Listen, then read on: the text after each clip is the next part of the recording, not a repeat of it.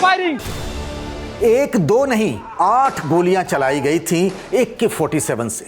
3 छात्रों को बुलेट लगी थी। जनता जाग चुकी है सड़कों पर, सरकार को जो है झुकना ही पड़ेगा। तेजस्वी यादव उस पुलिसिया कार्रवाई के बारे में चीख चीख कर कह रहे थे, जुल्म हम लोग आगे लड़ाई लड़ते रहेंगे। प्रदर्शन का AK-47 वाला तरीका भी पटना की सड़कों पर दिखा।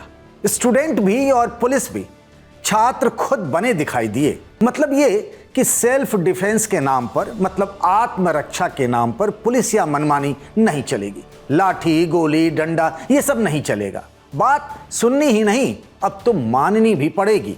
ये बिहार की ही सिर्फ कहानी नहीं है। राजस्थान, उत्तर प्रदेश से लेकर मध्य प्रदेश के कई शहरों में छात्रों का प्रदर्शन जो सरकारों की नाक में दम किए हुए। राजधानी में आज इसी की बात, और साथ ही प्रधानमंत्री की मीटिंग में कौन हुआ पास और कौन हुआ फेल, और अखिलेश यादव ने इन दिनों कैसे मचा रखा है गर्दा, इस पर भी बात करेंगे। नमस्कार, मैं हूं पंकज झा।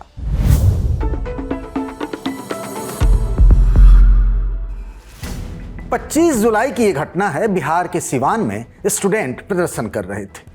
मामला वही पेपर लीक, जंतर मंतर पर प्रदर्शन के दौरान छात्रों पर हुई पुलिस के एक्शन के खिलाफ। प्रदर्शन की गूंज संसद तक तब सुनाई दी जब मालूम चला छात्रों पर गोली चला दी गई है, वो भी AK-47 से। सम्राट चौधरी की सरकार ने पहले तो पल्ला झाड़ लिया, ठीक उसी तरह जैसे दिल्ली पुलिस ने शुरू में नहीं माना था कि बच्चों पर पैलेट गन चला है।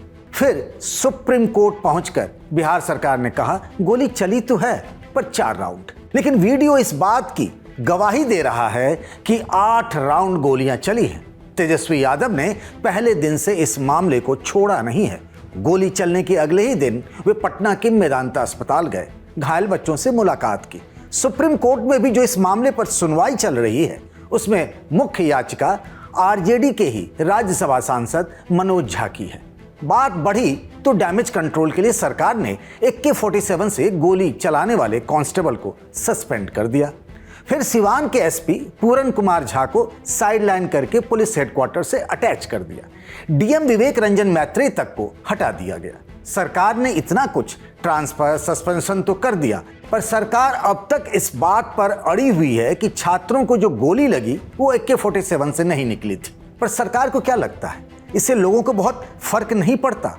उन्हें ये लग चुका है कि गोली तो AK-47 से ही लगी, तभी तो प्रोटेस्ट करने वाले छात्र AK-47 जैसा बंदूक लेकर पटना पहुंचे थे। तेजस्वी जान चुके हैं कि यूथ का मूड अब क्या है। वैसे ये चाहते तो सिर्फ अपने विधायकों के साथ राजभवन मार्च कर सकते थे, पर इसकी पूरी प्लानिंग दिल्ली में हुई। सभी सांसदों को पटना बुलाया गया और सभी मौजूद रहे।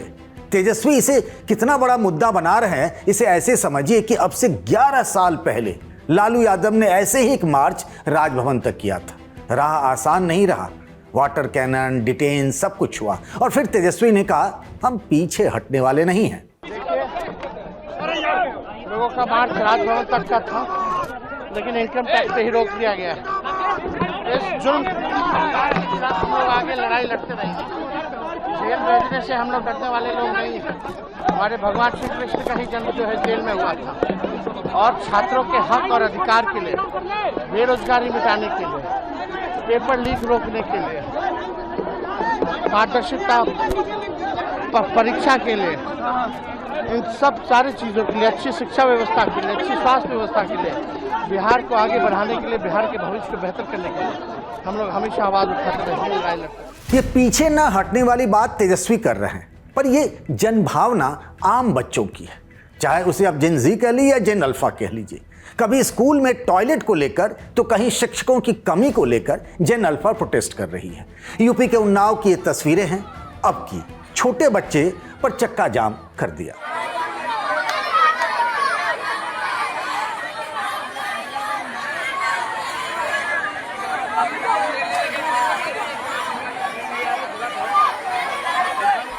राजस्थान में कॉकरोच जनता पार्टी ने एक मुहिम चला रखा है कि जहां भी स्कूल में हीला हवाली, लापरवाही है, आप मुझे बताइए, फिर हम देख लेंगे। पर राजस्थान सरकार कहीं उसी तरह की भूल तो नहीं कर रही है जिस तरह जंतर मंतर को लेकर हुआ था। पहले हल्के में लिया गया, फिर जबरदस्ती की गई। राजस्थान में भी कहां तो बात सुननी चाहिए थी बच्चों की, पर हो क्या रहा है? सरकार ने आदेश दे दिया कि ये सब पर्दे में रहे, वीडियो फोटोग्राफी नहीं चलेगा।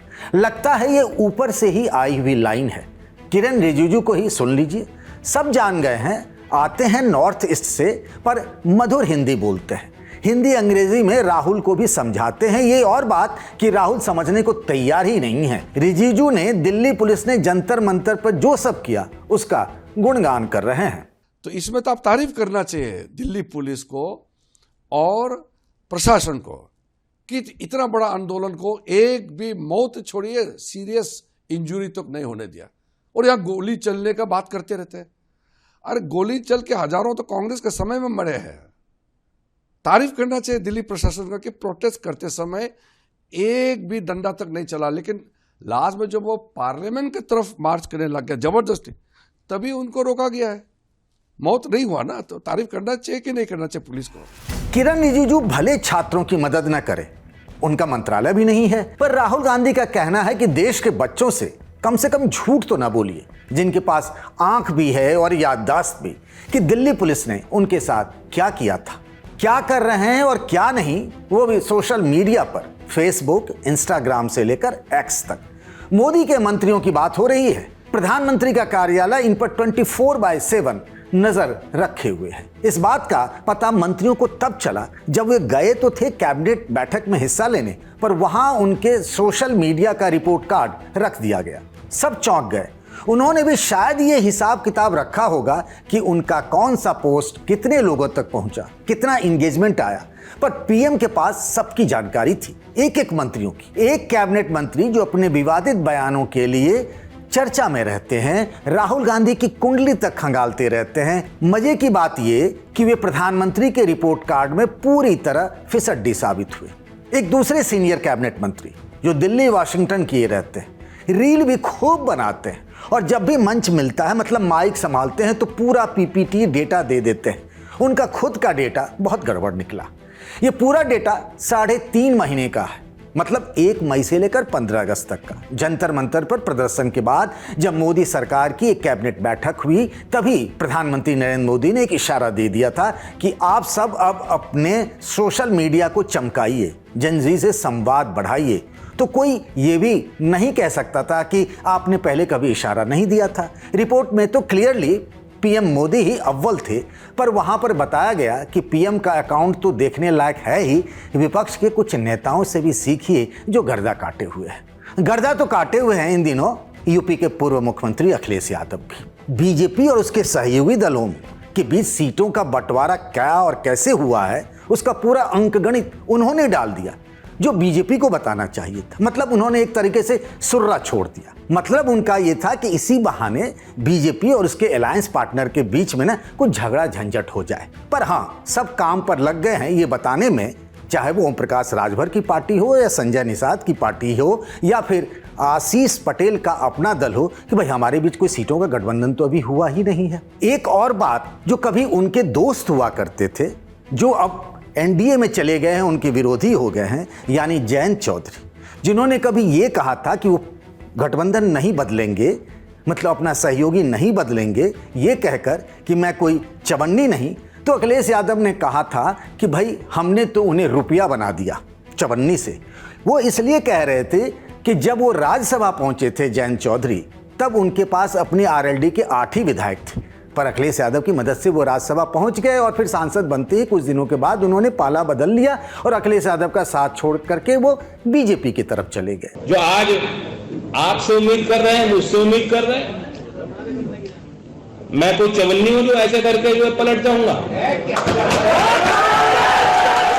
जाने कहां से आ गए थे गठबंधन वाले। हम लोगों ने चवन्नी का रुपया बना दिया, तब भी हमें छोड़ के चले गए। अब चुनाव का समय है तो अखिलेश यादव ने यहां भी उनके लिए कुछ छोड़ दिया। अब जयंत चौधरी कह रहे हैं कि मेरी याद उनको अभी क्यों आ रही। पूरा मामला वोटों के हिसाब किताब का है। पर आपको क्या लगता है कि अखिलेश यादव के इस चवन्नी बनाम रुपये वाले बयान के बाद से जाट वोटर उनसे बिदक जाएगा या फिर जाट के खिलाफ दूसरे समुदाय के वोटर उनके साथ चले जाएंगे? बताइएगा जरूर कमेंट बॉक्स में। राजधानी में आज के लिए बस इतना ही। इस वीडियो को बनाया साथी शुभम ने। बाकी खबरों के लिए बने रहिए द लल्लन टॉप के साथ।